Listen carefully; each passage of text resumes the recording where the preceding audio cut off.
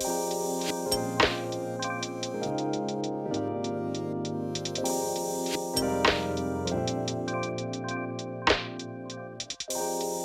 want to ask the question this morning, what are we witnessing in this country?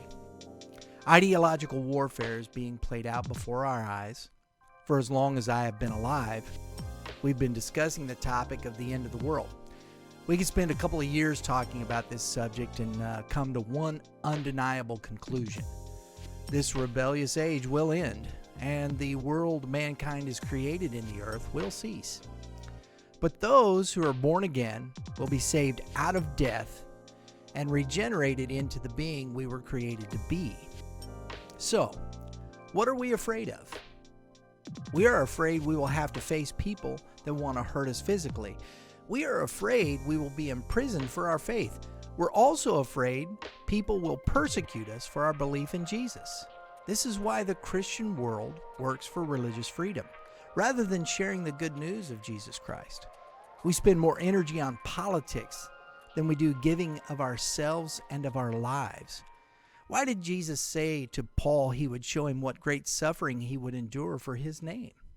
One simple, unequivocal truth. John wrote in his account of Jesus, "If the world hate you, know that it hated me before it hated you." I am not sure what we expect. Paul suffered because of this hatred.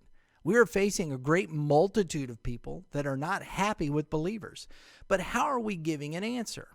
How many more times do we believe an election of a president will change the outcome of mankind and his inability to govern himself? What will change about his being? What will change about his character? And what will change about his mortality? Tell me, what will change in 4 more years? What have we accepted? Believers in Jesus Christ, what have we set our hope or expectation upon? Do we truly believe that our elections are ordained by God? What if Joe Biden is to be elected and we are fighting against the will of Jehovah to bring about his purpose? I'm not sure how many Christians have asked themselves that question. What if Joe Biden needs to be elected to begin the process necessary to bring men into the wrath of Jehovah? We're so caught up in fighting the war over the knowledge of good and evil that we cannot see the tree of life anymore. I find it fascinating to think about every believer that lived more than 250 years ago did not vote for their leaders. How did they survive? There were those who were persecuted and even put to death. Another fascinating point to be made here is that when you read the Fox Book of Martyrs, many of the men and women who were killed for their faith were killed by so-called fellow Christians. Just at the time, they were considered heretics. What is also fascinating is the reason for the first settlers that landed in the northeast coast of the continent of North America. They were leaving Europe because they were tired of the war between papists and Protestants. I would ask this one question. What has electing men and women into government changed in the world? Do not commit murder, do not steal, do not commit adultery, do not bear false witness, do not covet your neighbor's things. What has changed? Do we serve the Creator or the creature? When did a male or female governing the nations of men dictate who I am as a person?